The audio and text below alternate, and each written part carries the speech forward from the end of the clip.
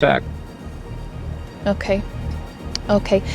Ambassador John Bolton, former National Security Advisor to President Trump, thank you for joining us on BBC News. Well, plenty more is still to come on this remarkable day at the White House.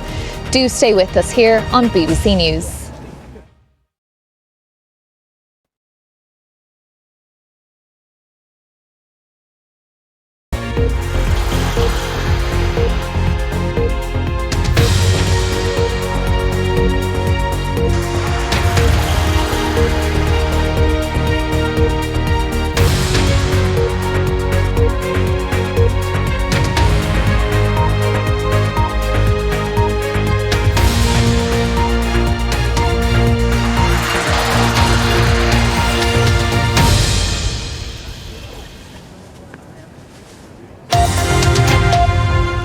Hello, I'm Caitriona Perry, live at the White House, and this is The Context.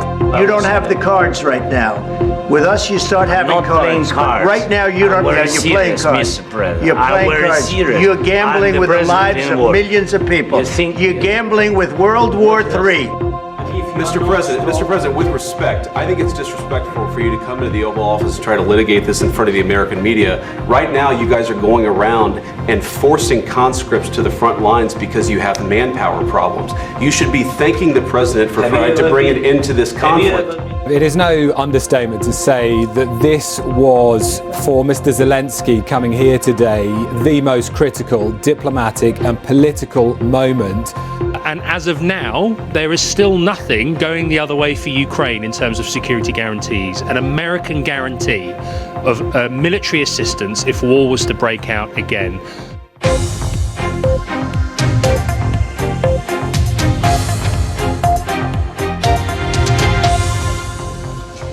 Extraordinary scenes in the Oval Office as President Donald Trump and President Volodymyr Zelensky clashed in front of the world's media. President Zelensky left the White House early without a deal on minerals after talks broke down. Well, this hour we'll get reaction from a former advisor to President Zelensky on where this all leaves the Ukrainian president and Ukraine itself. What does a clash with Washington now mean for US military support for Ukraine? We'll speak to the former Chief of Staff to the US National Security Council. And where do the UK and Europe now stand in all of this as Sir Keir Starmer prepares to host European leaders in London this weekend? Okay, well, let's go through what happened at the White House today. Things started off very cordially and as per usual for these events between the two presidents.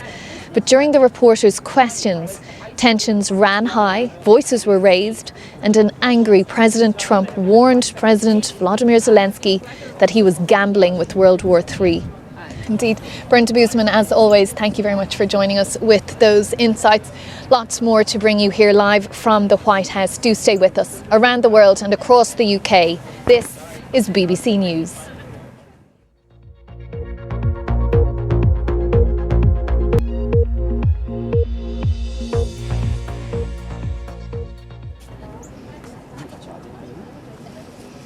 You're watching The Context with me, Caitriona Perry, here live at the White House. Well, let's return to those extraordinary scenes from the Oval Office that we saw in the last couple of hours. President Donald Trump clashing with the Ukrainian President Volodymyr Zelensky as the two leaders met to discuss bringing an end to the war in Ukraine.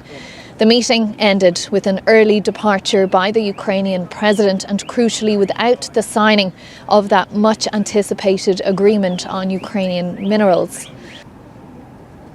Indeed. Alexander Rodnyansky, former advisor to the Ukrainian President Volodymyr Zelensky, thanks for joining us here on BBC News. And of course, President Zelensky, once he leaves here in Washington, will make his way to London for that meeting that the UK Prime Minister Sir Keir Starmer has convened for Sunday, when there are at least 13 European leaders expected to gather there to voice their support for Ukraine. That meeting taking on a whole other level of importance after what we've seen here today. Stay with us on BBC News.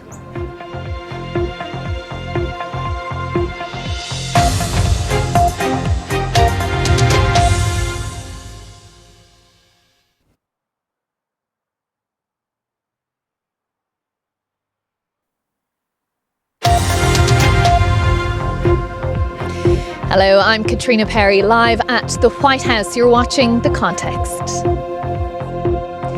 After a heated exchange in the White House, we look at what this all means for the war in Ukraine.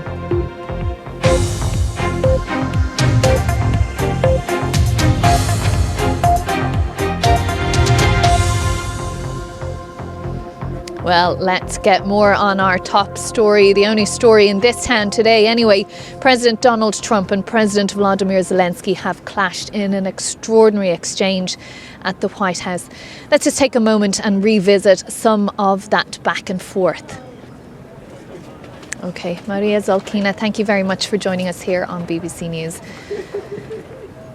Now, we'll be back live from here at the White House in just a few minutes' time. But for the moment, around the world and across the UK, this is BBC News.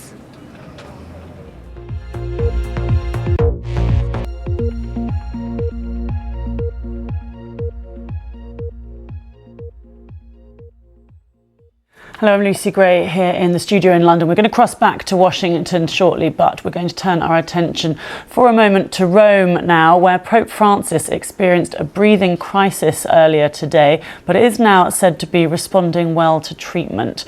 The 88-year-old, who has spent the past 2 weeks in hospital with pneumonia, temporarily suffered breathing difficulties. That's according to a statement from the Vatican. OK, thank you very much for now. That's Sarah Rainsford, our correspondent for us there live in Rome. We'll be back with Caitriona in Washington at the top of the hour. So much more to talk about that Zelensky-Trump meeting at the Oval Office earlier. There's been a huge reaction from leaders across Europe. I just want to bring you the statement from the EU's chief diplomat, foreign policy chief Kaja Kallas, has said today it became clear that the free world needs a new leader. It's up to us Europeans to take this challenge. Also, the European Commission President von der Leyen has posted, "Be strong, be brave, be fearless. You are never alone, dear President Zelensky." Do stay with us here on BBC News.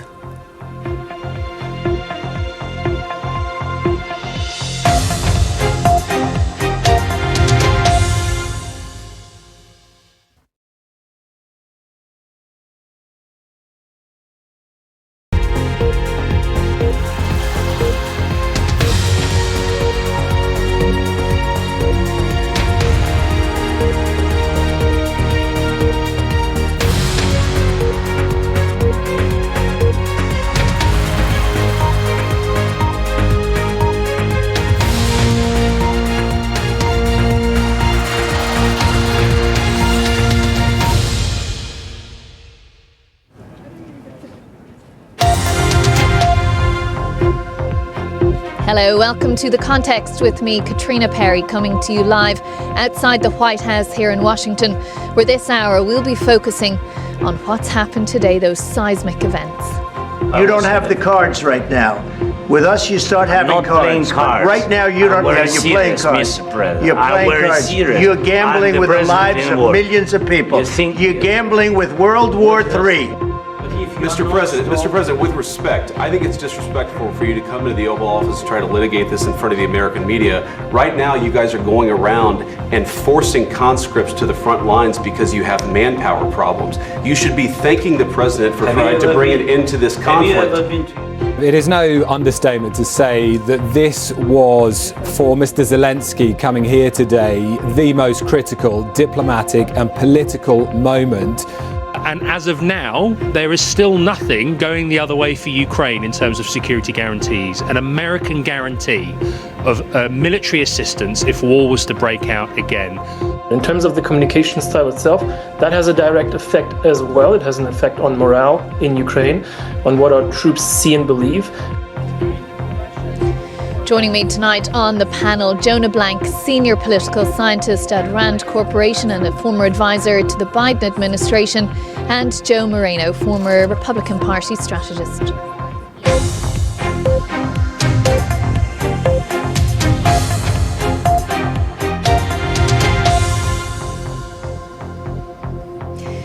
Hello, you're very welcome to the programme where we're looking at that extraordinary meeting that has taken place this afternoon here at the White House between President Donald Trump and the Ukrainian President Volodymyr Zelensky. The two leaders met for talks earlier and were expected to sign a minerals deal between their two countries. But what followed was a heated exchange right in front of the world's media, with the two leaders frequently interrupting each other to make their points. An angry-looking President Trump said President Zelensky was not thankful for the US military and political support and that he was gambling with World War III. Let's take a look now at how that meeting began. OK, Jeremy Bone, our international editor, thank you for joining us with those thoughts. Plenty more to come, so do stay with us. Around the world and across the UK, this is BBC News.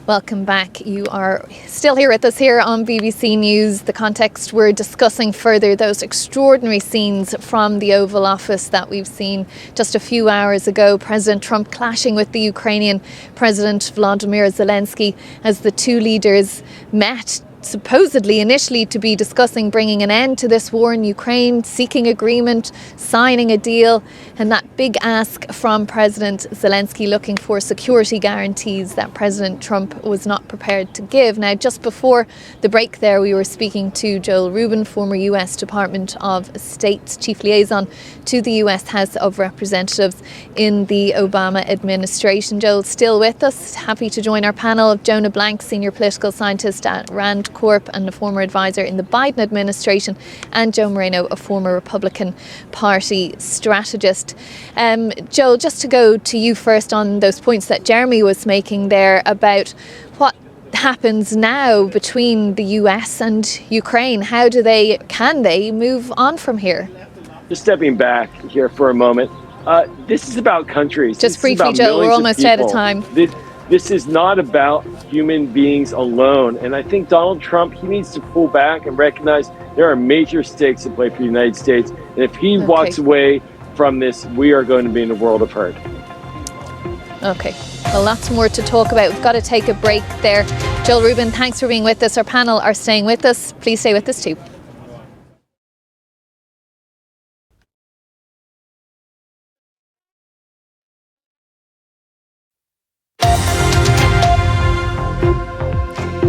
Hello, welcome back to The Context with me, Caitriona Perry, coming to you live from the White House here in Washington. Well, after the heated exchange between President Trump and President Zelensky in the White House earlier today, we're looking at what this means for the war in Ukraine.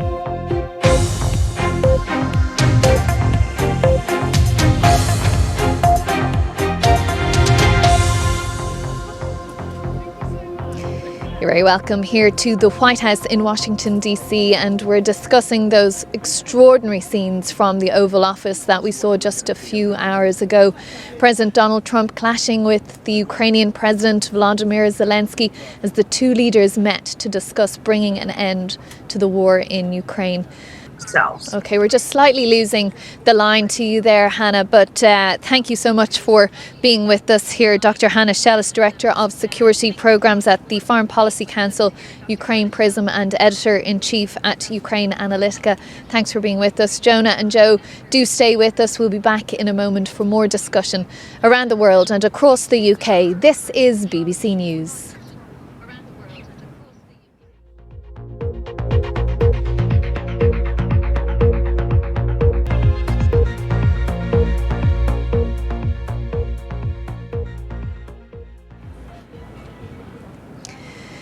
Now, you are watching The Context with me, Caitriona Perry. We're coming to you live from the White House. Usually on Fridays on this show, we take a look back at everything that President Trump has done on the past week. But today's heated Oval Office exchange really puts everything else into second place. But it does come at the end of what's been a busy week of diplomacy for the president.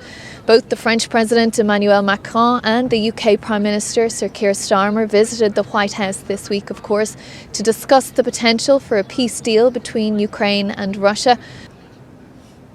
OK, well, lots more to discuss about what has been a seismic day here at the White House, but we'll have to leave it there for the moment. Jonah Blank and Joe Moreno, thanks as always for being with us here on this programme. I can hear a chopper overhead because President Trump is indeed about to leave the White House here. According to the schedule that he had planned for today, he will leave shortly to go to Mar-a-Lago in Florida for the weekend. But this is very much a developing story. Plenty more to come from my colleagues, so do stay with us here on BBC News. I'm Caitriona Perry. Thank you for watching. Bye-bye.